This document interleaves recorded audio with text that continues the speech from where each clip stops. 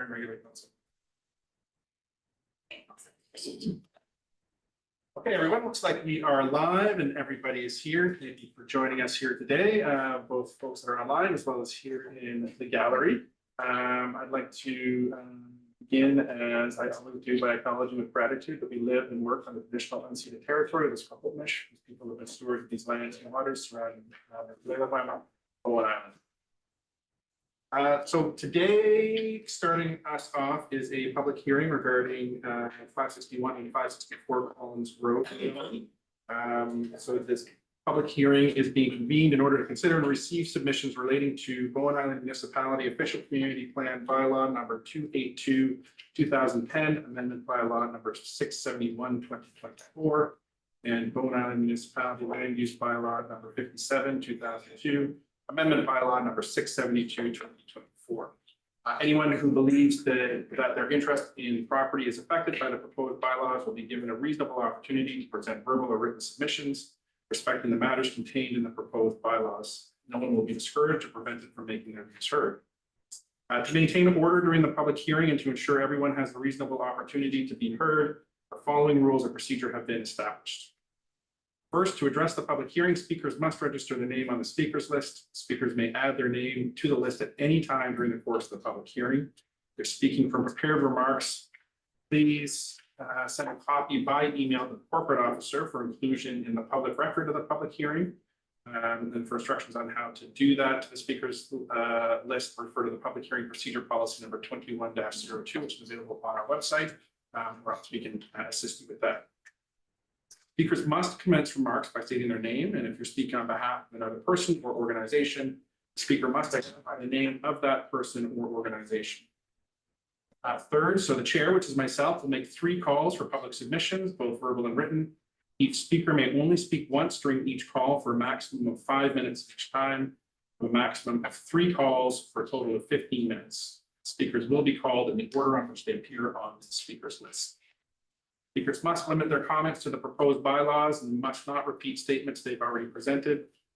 All speakers must be respectful of others and ensure that comments address the specific issue being considered in the bylaws. Inappropriate language or behavior will not be tolerated. This includes applauding, interrupting, etc. The chair, which is myself, may remove a member of the public from the public hearing at my discretion. All verbal and written submissions must be received by council before the close of this public hearing.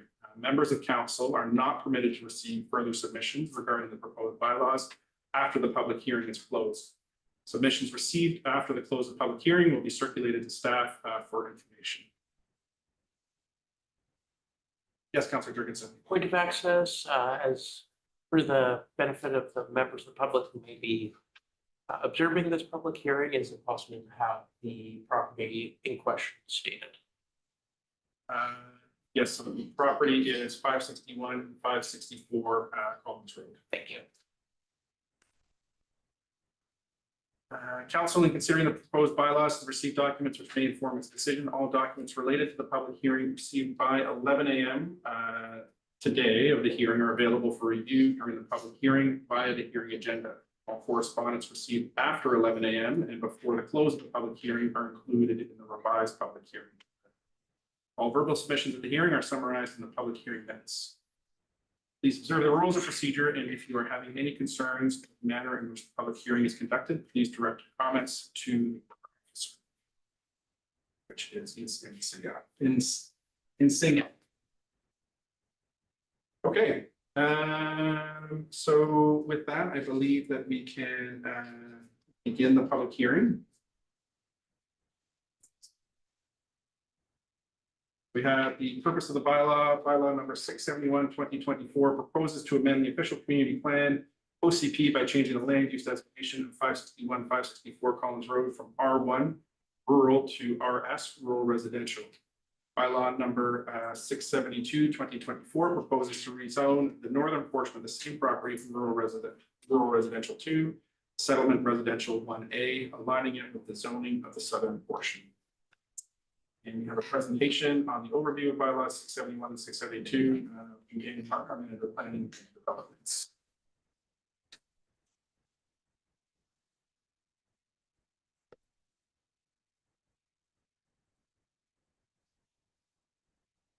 Thank you, Mr. Mayor. So I have up on the screen, I'll just talk through these two bylaws, some of their history at the council table, and the effect the bylaws will be. So bylaw 671 is the amendment to the official community plan. This should look quite faint on the screen, but it's to move this single property at 561, 564 Collins Road from the R1 rural to the RS rural residential land use designation. And then the companion bylaw, bylaw number 672, is the official community plan amendment bylaw. And it moves the northern half of this single property from the rural residential 2 into the settlement residential 1A zone. So these two bylaws affect this single property on Collins Road. And so the effect of the two amendment bylaws would be to allow for a future subdivision of the single property at 561 and 564 Collins Road into 2 lots. And that would obviously be subject to our standard subdivision requirements that exist. The rezoning is proposed to be conditional on a protective covenant that would prohibit development on at least 50% of the land across the 2 future parcels. And the covenant would give priority to protection of identified environmentally sensitive areas on the property, including the wetland and rock bluff on the northern part of the property. And it would be conditional on a trail easement in favor of the Bowen Island municipality to connect Collins Road to Griffith Park. So now I'll move into just the history of this for council. I won't read every word on the screen, but I'll just give the highlight of what each event was. So this application was introduced to council the April 22nd, 2024 council meeting, when council referred the application to some of our advisory committees and to draft consideration bylaws. It came back to council in November of 2024, at which point council gave first reading to the 2 bylaws that are here at the hearing today. And they referred those bylaws to the Advisory Planning Commission and the Islands Trust Conservancy. And they referred the Islands Trust policy checklist to the Islands Trust as well. And then in December of 2024, council gave second reading to these bylaws and they directed staff to schedule a public hearing, and that is where we are today. March 10th, council gave, second reading to the public hearing. All right, then we're going to go on. So Islands Trust gave comment to council at the December 18th meeting, and they moved, first of all, that they're not contrary to or at variance with the Islands Trust policy statement, bylaw 671 and 672 as well. They found not contrary or at variance with the Islands Trust policy statement. And in both of those responses, they said provided the conservation covenants and trail access proposed as amended contributions are realized. The Advisory Planning Commission saw this application at the latest at their February 19th meeting. And they again wanted to see this as conditional on this conservation covenant, including protected environment sensitive areas, and they were looking for the proposed trail connection extends from Collins Road to the closest point within Griffith Park. And this application was referred to the Islands Trust Conservancy Board as well.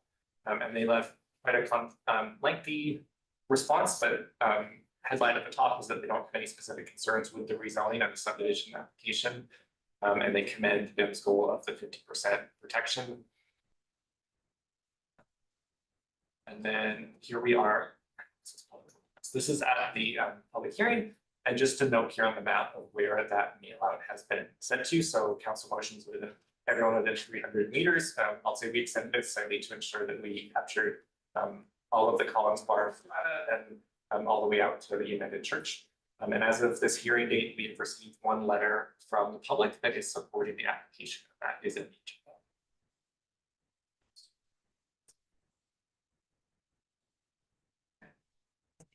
Thank you, Mr. Martin. That we will move on to public hearing submissions and input. So I will call for public input for written submissions for the first time.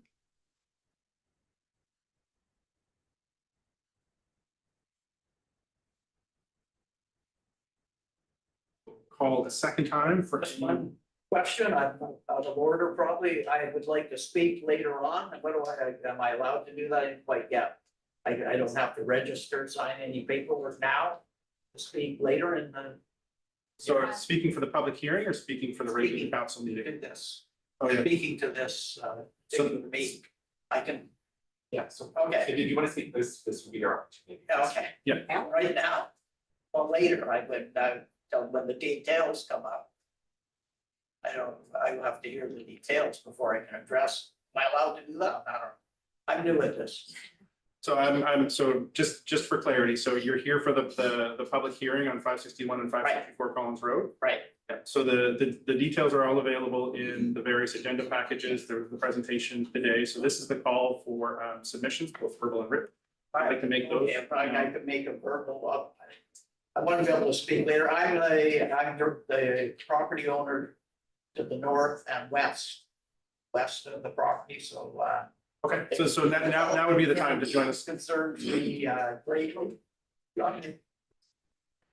But, I don't know the details of the subdivision and what it exactly means by, how does the zoning affect my property? And my biggest concern is future subdivision. Now, I have no problem with 2 lots. Future subdivision, I have a big problem. So I would like to see 2 lots only and no further subdivision. So that's basically, I don't want to see. I value my privacy. I don't want to see any large intrusion on my privacy. So very important to me. And just for the record, as this is a complimentary hearing, I do need you to state your name for the record. My name is Terry Trethewey, TRETHEWEY, 580 Collins Road. Mr. Trethewey, Okay, and I don't know, we'll have time to, I want to hear the details. I may have more to say. So, okay, so there may be more, so in a public hearing, the way that a public hearing is set up and structured, it's council receives the opinions and input of the community. So from that standpoint, we're not making comments, we're not adding to the discussion. There is the agenda, which is available online as the presentation that was made from the planner. If there's further questions about the details of subdivision application itself, you can reach out to staff and speak to Mr. Martin, the planner right there. But all of the information has been sort of provided at the outset within the agenda. No other information that's coming at this okay, well, meeting. fair enough, but it's what the information means and what future subdivision means of 50%. I don't understand the exact details of what that means. 50%, that's 50% 2 properties. So the property to the south could be all excluded from future development in order to get more density to the north portion. It's not correct. I would refer that to the planner. Anyway, if that's the case, you see, I would not be in favor of it, but not, I can vote, I guess you could just get to blab a bit. Exactly. Anyway, okay. My recommendation would be to get Mr. Martin's card and contact information, and he would be, in terms of future subdivision, he would be able to clarify that for you. Thank you. Thank you. Just in terms of, I see council members with their hands up, so just to note that this is a public hearing. It is a bit of a different format than our regular council meeting, so this isn't a place for discussion, it's a place for clarification. Councilor Getty, followed by Councilor Jurgensen. Might we get Director Martin's a fuller explanation with respect to his presentation in terms of the division of the 2 lots and what some of the details that Mr. Trethewey is possibly curious about? Over to you, Mr. Martin. Thank you, Mr. Messer. Just to, I guess just to speak to the bylaws themselves in terms of their potential for future developments, the effect of the 2 bylaws would be to change the minimum lot size that's required, so it would allow to be subdivided into 2 lots.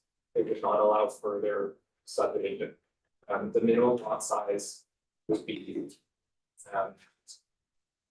don't know, but essentially the size would be, the northern portion could be 1 lot and the southern portion could be 1 lot. It wouldn't be possible because we don't allow hooked lots. It wouldn't be possible for the applicants to create the subdivision, create 2 lots on the northern side.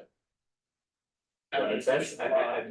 Yeah, exactly. The subdivision would create the creation of 2 lots and not 3 lots. So And in terms of the conservation covenant, it's been left as 50% so that there's flexibility for it to vary somewhat, so it doesn't have to be exactly 50% of one lot and exactly 50% of the other lot, but it could be that 60% of the southern lot has a conservation covenant, 40% of the north lot, or the other way around.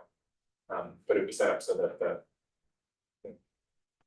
there's a house development with potential secondary suite on the northern side and on the southern side, not beyond that.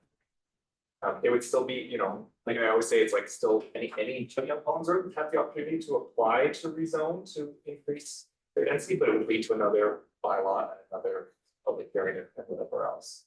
As well as this one. Correct, like this bylaw that's before is to create the two lots, so the seller from north, south, not anything further. Thank you, Mr. Martin. Councillor Jurgensen. Just to clarify that, when the time comes for these lots to be severed, there would be a separate, set of bylaws and public hearing, is that correct? I will direct that question through to staff. Through the chair, so once these bylaws, assuming that the bylaws are given third reading and adopted, that would be council changing the zoning to permit the subdivision into two lots, and what would follow then would be an application to subdivide that's made to the municipality, and that would be approved by the approving officer, who is the studio. So there wouldn't be a requirement for further bylaws or further council input into that subdivision application. But it would be handled by the approving officer. Okay, thank you. Thank you, Councillor Jurgensen. I will make a third and final time for any further submission regarding Bowen Island Municipality Official Community Plan Amendment Bylaw number 671, 2024. And Bowen Island Municipality Land Use Bylaw number 57, 2002, Amendment Bylaw number 672, 2020.